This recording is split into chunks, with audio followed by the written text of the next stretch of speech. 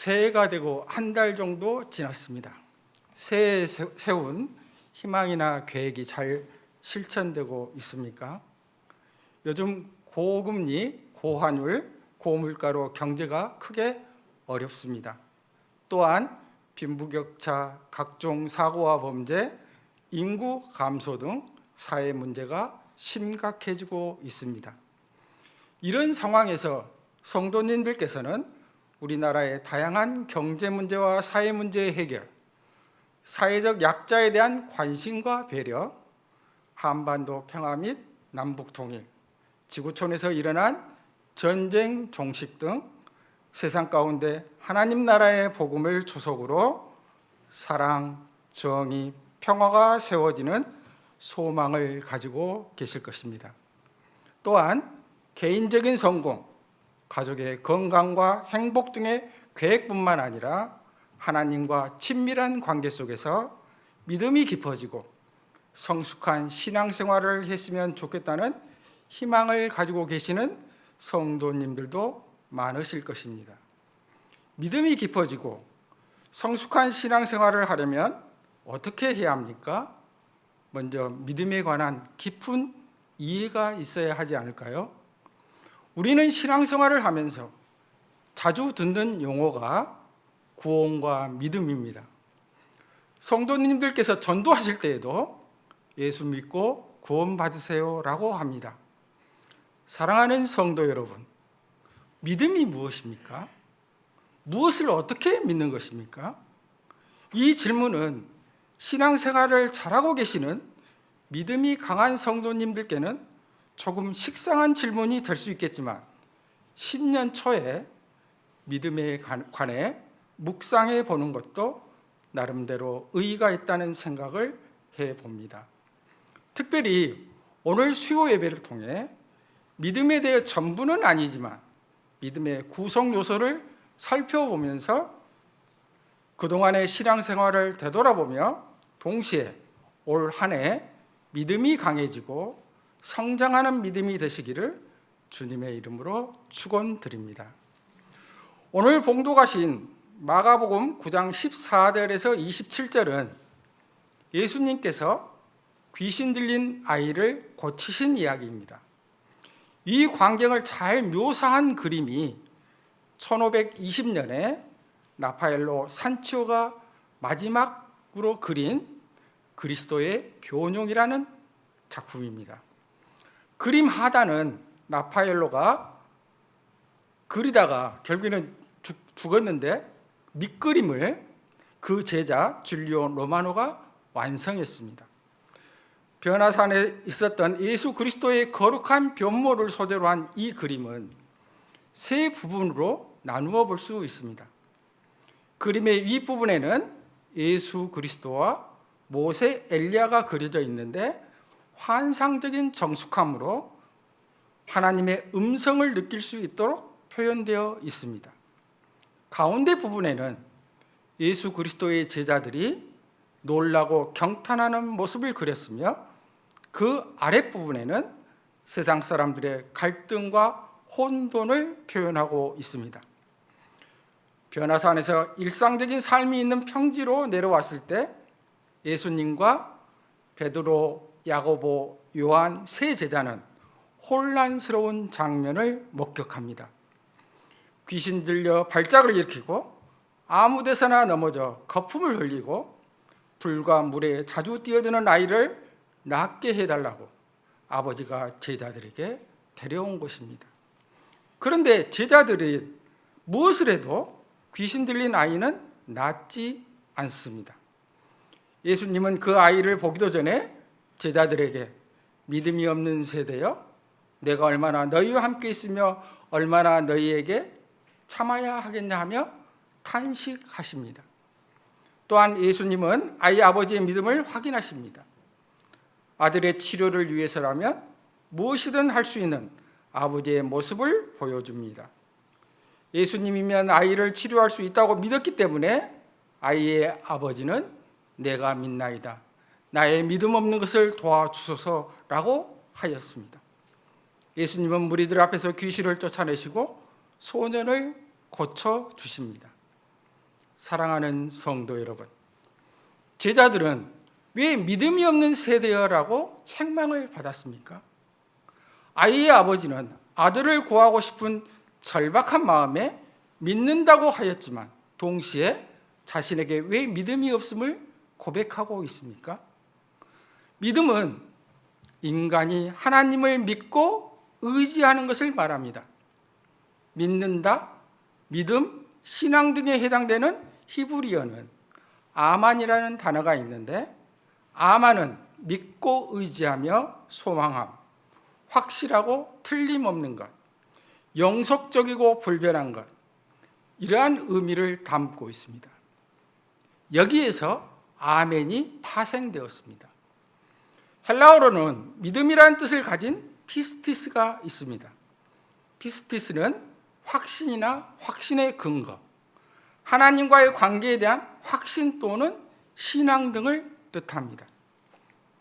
지금까지 예수님께서 귀신 들린 아이를 고치신 이야기와 믿음의 사전적 의미를 살펴보았는데, 이를 통해서 믿음의 구성 요소를 추출하면 다음과 같습니다.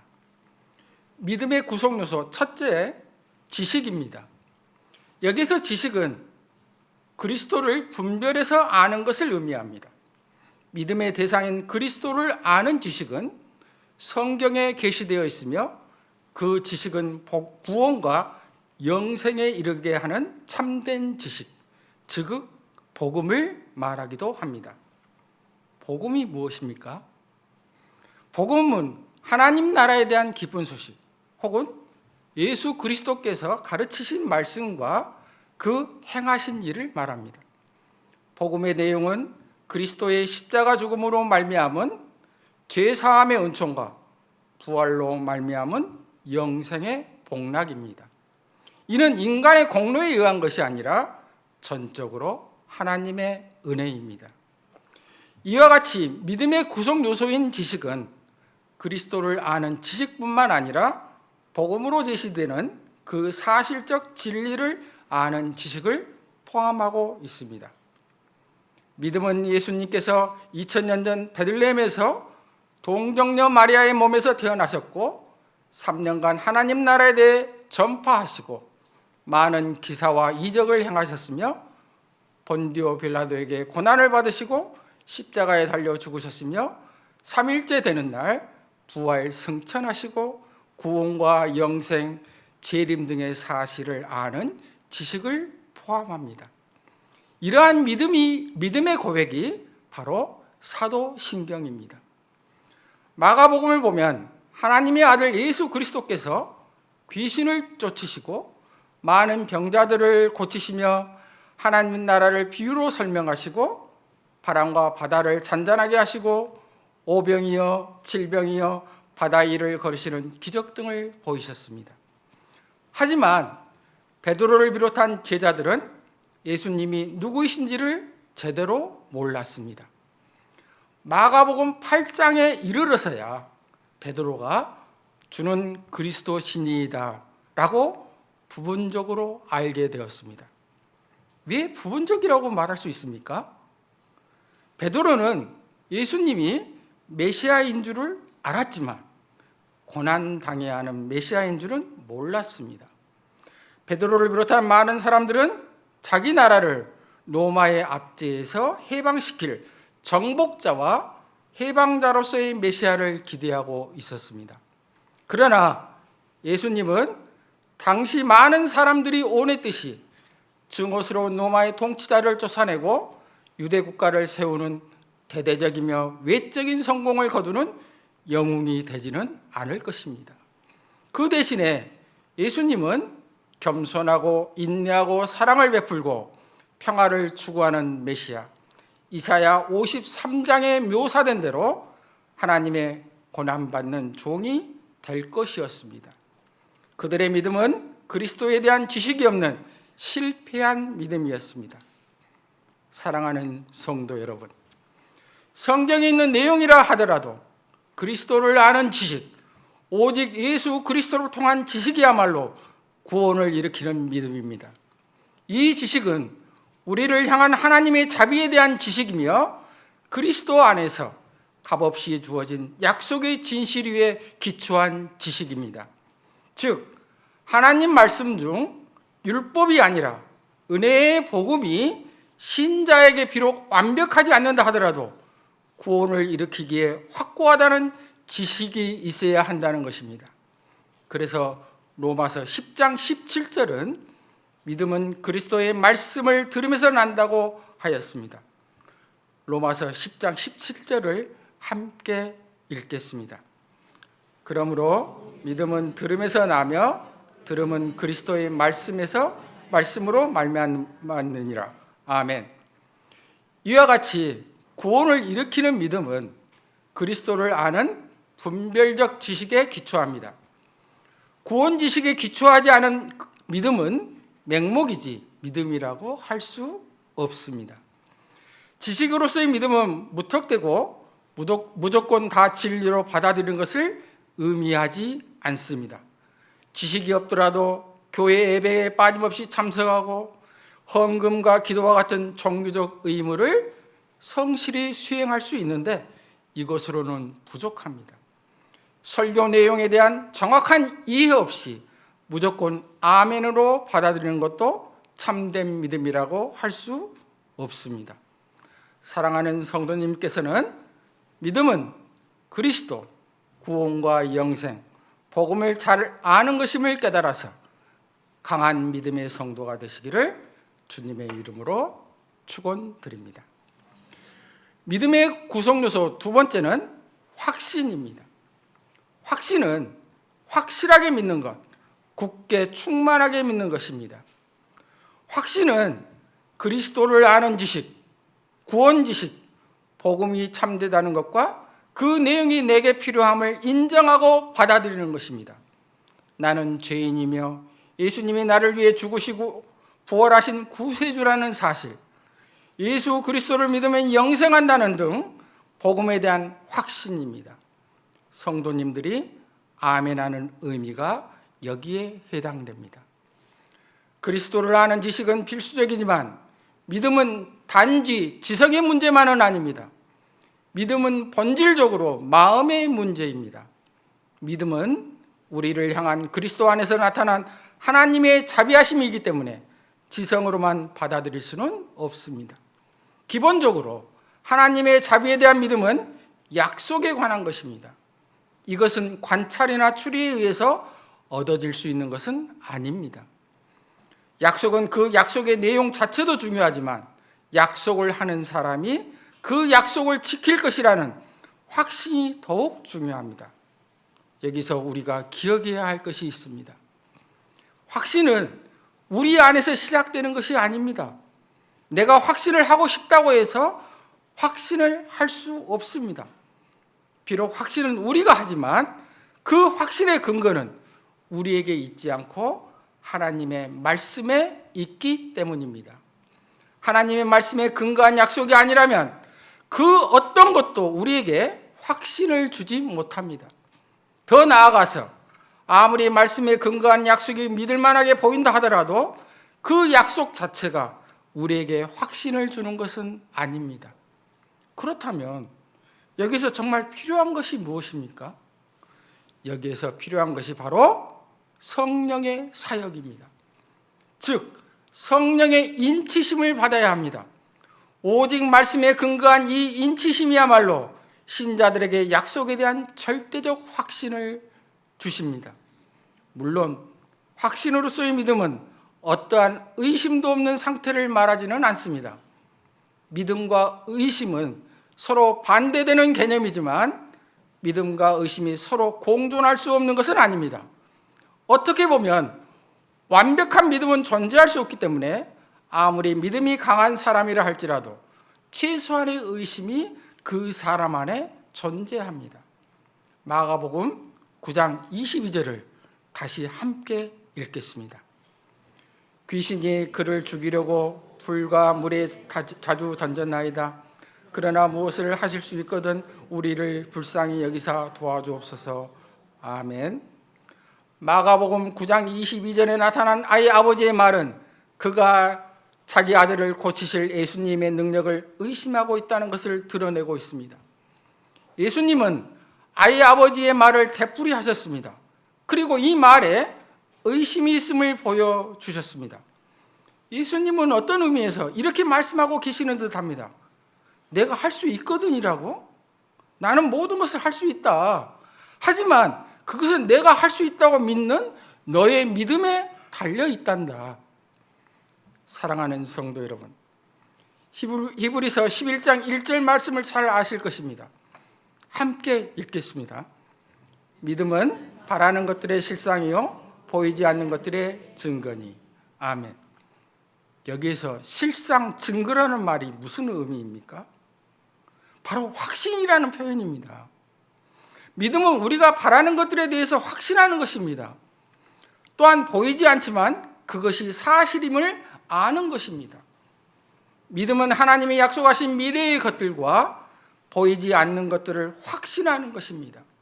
우리가 바라는 것들의 실체는 우리가 하나님의 약속을 믿고 살 때 경험으로 확증됩니다. 믿음은 이 세상에서의 무병장수 총기나 부귀를 확실하게 약속하지 않습니다. 왜냐하면 주님은 이것들 중 그 어느 것도 우리를 위해서 지정하기를 원하지 않으셨기 때문입니다. 그래서 우리는 다음의 확신으로 만족합니다. 이 세상의 삶을 유지하는 것과 관련하여 아무리 많은 것들이 우리를 실망시킨다 하더라도 하나님은 결코 우리를 실망시키지 않습니다. 사랑하는 성도님들께서는 이런 확신은 언약과 그 언약을 주신 하나님을 믿는 믿음에 기초할 때, 그리고 성령의 증거와 가르침으로 가능하다는 것을 깨달으시고 자신이 그리스도의 구속의 은혜로 구원받았다는 사실을 확실히 굳게 충만하게 믿으시기를 주님의 이름으로 축원드립니다. 세 번째, 믿음의 구속 요소는 신뢰입니다. 믿음의 셋째 요소인 신뢰는 믿음의 요소 가운데 절정에 해당되는 부분입니다. 신뢰는 하나님과 언약의 말씀을 믿고 의지하는 태도로 행동의 신실함을 말합니다. 지식과 확신이 선행되어도 신뢰가 없다면 결과적으로 구원하는 믿음이 되지 못합니다. 신뢰가 될 때 비로소 참 믿음이 되는 것입니다. 신뢰는 자기 자신을 그리스도께 맡긴다는 것입니다. 그리스도께 항복하고 자신을 포기하고 내어주고 복종하고 연합하는 것입니다. 그리스도께 위탁하며 그에게 쓰러지며 밀착하고 붙어있고 그 안에 머물고 쉬는 것입니다. 여기에서도 유의할 점이 있습니다. 확신과 마찬가지로 신뢰의 정도와 근거가 자신에게 있는 것이 아닙니다. 믿음의 결정적인 요소가 되는 신뢰는 신뢰의 정도와 근거가 우리에게 있는 것이 아니라 믿음을 가져다 주시는 성령께 있습니다. 성령을 통해서 믿음의 대상인 그리스도에게 나를 맡기며 위탁하게 됩니다. 나의 의지와 집념에 근거한 신뢰가 아니라 성령이 결속의 힘이 되어 주시는 신뢰입니다.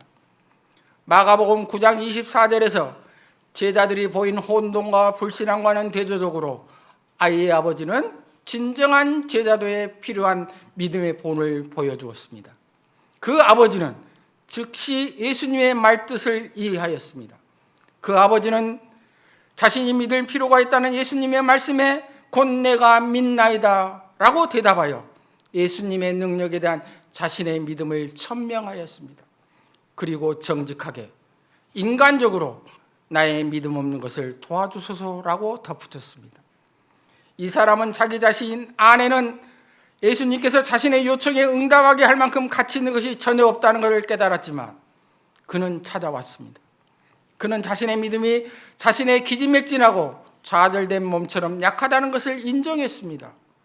주인의 발 아래서 이 사람은 자신의 믿음과 연약함을 고백하면서 눈물을 흘리며 소리쳤습니다. 사랑하는 성도 여러분, 우리가 아무리 굳건한 믿음을 가졌다 해도 결코 완전함에 이르지 못합니다. 믿음은 돈을 은행에 예치하듯이 쌓아놓을 수 없습니다. 믿음 안에서 성장하는 것은 날마다 그리스도께 대한 신뢰를 새롭게 하는 끊임없는 과정입니다. 우리들의 믿음은 강한 믿음입니까? 우리의 이성적 판단으로는 믿음의 필요성을 알고 믿는다고 말하지만 그 믿음이 그리스도를 절대 신뢰하고 자신을 의탁하는 믿음이 되지 못하면 역사하지 않습니다.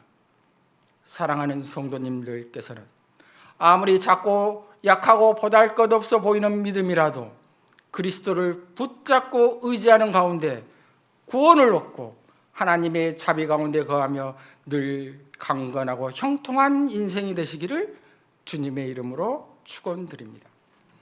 이제 말씀을 마치고자 합니다. 아마 새해에 하나님께서 성도님들께 선물을 보내셨을 것입니다. 선물을 받으셨죠? 별로 반응이 없습니다. 아마 모든 성도님께서 받으셨을 것입니다. 선물을 박스를 열어보니까 무엇이 들어있었습니까? 그 선물은 바로 믿음입니다. 믿음은 그리스도와 복음을 아는 지식, 그 아는 지식에 대한 확신, 그리스도께 나를 맡기며 하나가 되는 신뢰로 구성되어 있었을 것입니다. 이러한 믿음은 하나님의 선물입니다. 에베소서 2장 8절을 함께 읽겠습니다. 너희는 그 은혜에 의하여 믿음으로 말미암아 구원을 받았으니 이것은 너희에게서 난 것이 아니요 하나님의 선물이라. 아멘. 웨스트민스터 신앙고백 제14장에서는 믿음에 대해 다루고 있습니다. 제2항이 믿음의 정의라고 할 수 있는데, 믿음이란 하나님의 말씀인 성경에 게시된 모든 것이 참되다고 믿는 것이며 그리스도만을 받아들이고 영접하고 의존하는 것들이다라고 서술하고 있습니다. 웨스트민스터 신앙고백에서 매우 독특한 것은 믿음을 그리스도와 연합하는 동작으로 보고 있습니다. 그리스도를 껴안고 그리스도에게 기대고 그리스도와 가까워지고 그리스도와 연합하는 것이 바로 믿음입니다. 또 믿음을 정의하면서 하나님의 말씀인 성경이 참됨을 믿는 것과 그리스도를 믿는 믿음을 본질적으로 동일한 것으로 보고 있습니다. 성경이 참됨을 믿는 것은 성경이 계시하는 그리스도를 참된 것으로 믿는 것입니다. 사랑하는 성도 여러분, 기독교인의 믿음이란 예수님께서 그리스도이시고 하나님의 아들이시며 육신으로 오셨고 우리에게 구원과 영생을 주시기 위해 하나님 아버지의 보내신 바 되었음을 믿는 것입니다. 또한 예수님은 하나님 안에 계시며 하나님도 예수님 안에 계시고 예수님께서 부활하신 분이시며 재림하신다는 것을 믿는 것입니다. 히브리서에서는 믿음을 바라는 것들의 실상이요 보지 못하는 것들의 증거라고 하였습니다. 믿음이란 아직 성취되지 않았다 할지라도 하나님의 약속하심을 마음속에 확신하는 것입니다.